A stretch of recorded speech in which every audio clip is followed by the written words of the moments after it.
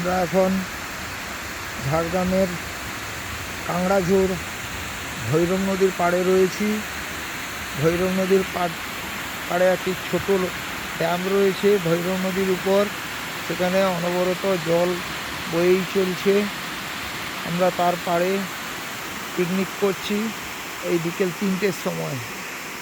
আমাদের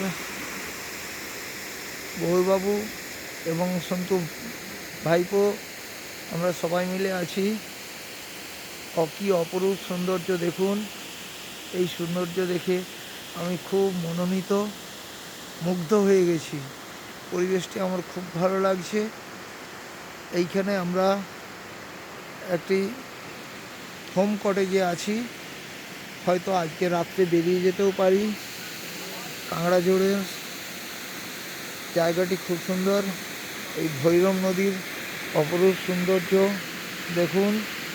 এটি এখন শীতকাল এসে গিয়েছে, যার জন্য জল একটু কমে গিয়েছে। এইটি পুজোর সময় বা বর্ষার সময় ফুলে ফেঁপে থাকে এবং খুব সুন্দর ঝর্ণা বইতে থাকে। তখন আর এখনের মধ্যে প্রকৃতির সৌন্দর্য একই রয়েছে। এখন কোথাও কাদা ছিটছিটে নেই, এখন সুন্দর পরিবেশ। কিন্তু বর্ষা বা শরৎকালে এলে তখন আরও সবুজ সতেজ ভরা গাছপালা দেখা যেত, তা এখনও রয়েছে। আর এই ভৈরব নদীর যে জলের ড্যামটি, সে জল বয়ে যাচ্ছে মনের আপন গতিতে, এটি কেউ বাধা দিচ্ছে না।